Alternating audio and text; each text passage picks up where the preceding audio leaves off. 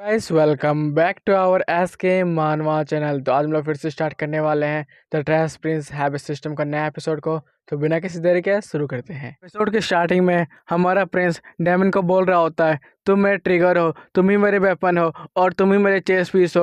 और तुम ही इस तरह हार जाओगे, हार मान लोगे तो इस दुनिया को, इस पूरे वर्ल्ड को, इसकी पूरे किंगडम को कौन बचाएगा, कौन बचाएगा? क्या तुम चाहते हो तुम्हारे दोस्तों की तरह पूरी दुनिया, पूरा किंगडम ही तबाह हो जाए, सारे लोग मर जाए, बच्चे, बूढ़े, जवान सब यहाँ पर मारे जाए? क्या तुम चाहते हो सारे लोगों का दोस्त बस तुम पे हो? क्या तुम चाहते हो ऐसा होना? फिर ये सुनकर हमारे डेमन को कुछ होश आता है। फिर प्रिंस चिल्लाता है और वो बोलता है, क्या तुम सचमुच मेरे साथ नहीं देना चाहते हो? क्या तुम सचमुच उस क्वीन स्पाइडर को नहीं मारना चाहते हो? क्या सचमुच तुम अपने दोस्तों का बदला नहीं लेना चाहते हो? क्या तुम सचमुच पूरी दुनिया को यूं ही मरने देना चाहते हो? इस तरह के बोलने की वजह से हमारा सिस्टम उन्हें बताता है कि आपका एक स्किल अनलॉक हुआ है, डोमिनेंट कमांडर। ये सुनने के बाद हमारा प्रिंस की आंखों से रोशनी निकलने लगती है और जो जिसे वो कमांड कर रहा होता है उसके अंदर भी जोश आ जाता है। ये सुनने के बाद हमारा डेवन बोलता है, प्रिंस आप जैसा चाहेंगे मैं भी आपका ही साथ दूंगा। सीन चेंज होता है, हम लोग देते हैं इधर से पाई को, जो कि चिल्ला चिल्ला कर बोल रहे होते हैं, लास्ट वेपन भी लोड हो चुका है, क्या प्रिंस हम लोग इसे स्टार्ट करने वाले हैं? ये सुनने वाला प्रिंस बोलता है, हाँ जल्दी चलो हम लोग अभी स्टार्ट करने वाले हैं। फिर प्रिंस वहाँ पर पहुँचता है तो वो देखता है कि वेपन वहाँ पर गिरा हुआ है, लेकिन उसका माना लोड हो चुका है। ये देखने के बाद प्रिंस बोलता है, क्या हुआ, तुम लोग इसे खड़ा नहीं कर सकते हो क्या? ये सुनने के बाद वो सैनिक बोलता है, नहीं प्रिंस ये बहुत ज़्यादा गर्म है, हम लोग तो इसे उठा भी नहीं पा रहे हैं, और तो यहाँ पर कोई भी ऐसा चीज़ नहीं है जिसके द्वारा हम लोग इस वेपन को खड़ा कर पाए। ये सुनने के बाद प्रिंस बोलता है, चलो कोई बात नहीं, मैं ही इसे उठाकर वेपन को लॉन्च करवा दूंगा। फिर वो डेमन की तरफ बोलता है, डेमन क्या तुम तैयार हो? फिर डेमन बोलता है, मुझे कुछ भी दिखाई नहीं दे रहा है अच्छे से और मुझे कुछ भी महसूस नहीं हो रहा है, लेकिन प्रिंस मैं तैयार हूँ, मैं सचमुच ये करना चाहता हूँ। ये सुनने के बाद सारे सैनिक बोलने लगते हैं, क्या प्रिंस क्या आप ये करना चाहते हैं? ये तो बहुत ज़्यादा गर्म है, आपकी पूरी शरीर जल जाएगा। ये सुनने के बाद हमारा प्रिंस बोलता है, कुछ भी जल जाए इससे कोई मतलब नहीं है, क्योंकि इतने सारे लोगों की जान चली गई है और मैं नहीं चाहता हूँ कि बाकी के सारे लोग भी यहाँ इस तरह मारे जाए। मैं चाहता हूँ कि उस क्वीन स्पाइडर को मारना, चलो हम लोग ये करते हैं। ये सुनने के बाद सारे लोग बोलते हैं, यस प्रिंस जैसा आप चाहेंगे वैसा ही होगा। फिर सारे सैनिक उस वेपन को उठाने लगते हैं और बोलते हैं,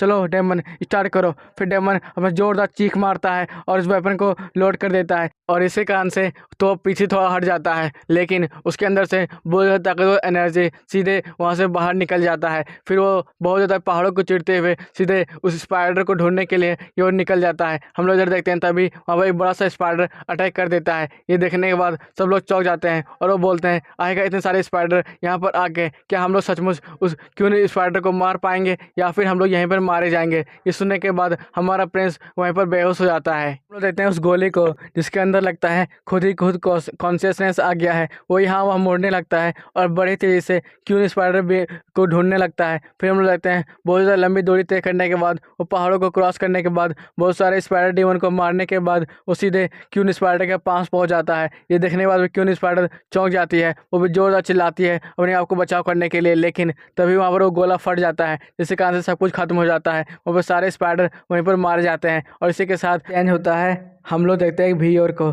जो कि बोल रहा होता है, भाई तू तो कमाल का है, तुमने तो पहली बार में ही फर्स्ट लेवल को कंप्लीट कर लिया। ये हमारे क्लासिकल नट का पहला मैसेज था। ये सुनने के बाद वो चौंक जाता है, वो बोलता है, क्या आखिर किसी ने मुझे मैसेज किया? मैं बहुत दिनों से ही लाइव स्ट्रीमिंग कर रहा था, लेकिन अभी तक बहुत ज़्यादा ही कम व्यू आ रहे थे और बहुत कम लोग ही अभी तक मुझे सब्सक्राइब किए थे, लेकिन पहला एक व्यूअर है जिसने मुझे कमेंट किया था। फिर वो अपने बारे में सोच रहा होता है, आखिर मैं इसे क्या जवाब दूँ? क्या मैं इसे अपने फेवरेट लिस्ट में शामिल कर लूँ या फिर मैं इसे ऐसा ही छोड़ दूँ? चेंज होता है, हम लोग देखते हैं इधर प्रिंस को जिसकी ना आँख खुलती है, वो तो उठता है और हाफसने लगता है और अपने मन में सोच रहा होता है, क्या मैं अभी भी जिंदा हूँ?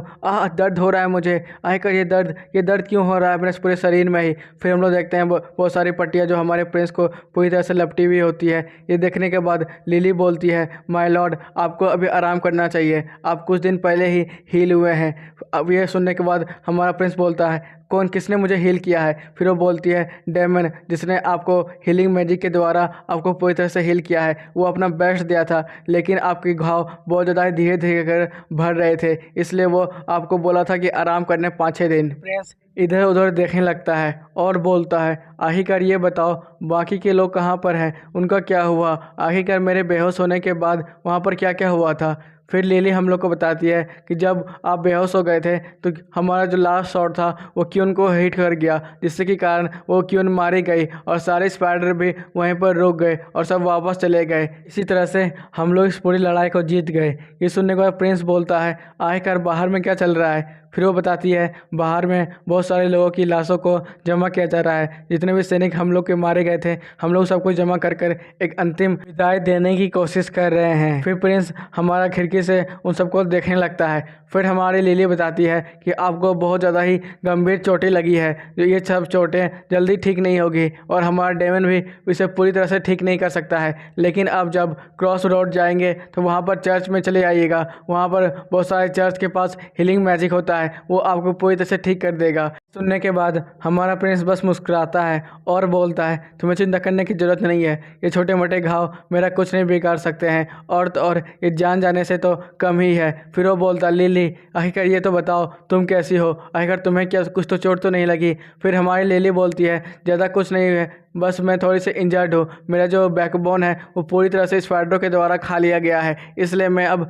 खड़ी नहीं हो सकती हूँ और ना ही चल सकती हूँ। लेकिन आपको चिंता करने की ज़रूरत नहीं है योर हाइनेस, मैं आपकी वजह से ही यहाँ पर जिंदा बच पाई हूँ, उसके लिए धन्यवाद। इधर प्रिंस हमारा पूछता है, आखिरकार ये तो बताओ कि हम लोग अभी कितने लोगों को बचा पाए हैं। फिर हमारी लिली बताती है, हम लोग को सब मिलाकर बस 9 ही लोग बच पाए हैं और बाकी के सारे सैनिक सब मारे गए हैं। ये सुनने के बाद हमारा प्रिंस शॉक हो जाता है और वो अपने मन में सोच रहा होता है, क्या सारे सैनिक। फिर वो याद करने लगता है कि सारे सैनिक कैन और 100 से भी ज़्यादा सैनिक थे पहले मेरे पास, लेकिन अब मेरे पास बस 9 सैनिक बचे हैं। आखिरकार मैंने कैसे कमांड किया जिसके कारण मैं बस 9 सैनिकों को ही बचा पाया।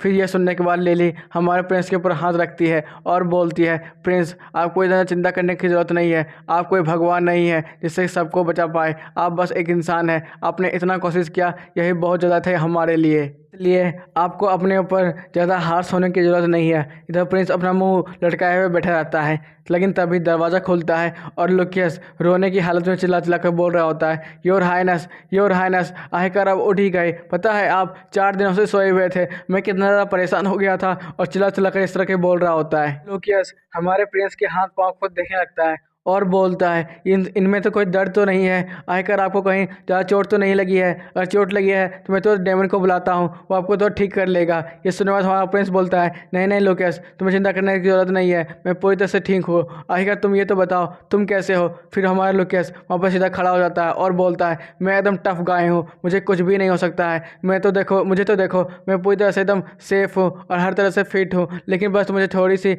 चोट लगी है। ये सुनने के बाद तो हमारा प्रिंस अपने मन ही मन सोच रहा होता है, ये बास्टर्ड ये SSR नाइट है, इससे क्या हो सकता है, मैं अभी बेकार में इसके बारे में चिंता कर रहा था। हमारा लुकियस अपने जेब से कुछ कागजों को बाहर निकाल लेता है और पढ़ने लगता है और बताता है, अभी तक हम लोगों ने पूरे 500 से ज़्यादा सैनिकों को खंडर से बाहर निकाल लिया है, लेकिन उनमें से कुछ सैनिक बहुत ज़्यादा घायल और जख्मी हैं, मरने की हालत में है, लेकिन कुछ सैनिक बाहर निकाल दिया गया है लेकिन वो मारे गए हैं तो उनको जला दिया गया है, और बहुत सारे सैनिक को अभी बाहर में रखा गया है जो कि जलाना बाकी है। और हम लोगों ने चर्च से भी कुछ लोगों को बुला लिया है जो कि ये सब काम करने में हमारी मदद करें। सुनने के बाद प्रिंस तैयार हो जाता है और वहाँ से खड़ा होने के बाद चलना शुरू करता है। ये देखने के बाद तो लुकियस चिल्लाता है और बोलता है, योर हाइनेस आखिरकार आप कहाँ जा रहे हैं। इधर लिली भी बोलती है, योर हाइनेस आपको अभी यहाँ नहीं जाना चाहिए, आप अभी बहुत ज़्यादा कमज़ोर हैं और आपके पूरे शरीर में जो जख्म है वही पूरी तरह से ठीक नहीं हुए हैं। प्रिंस बोलता है,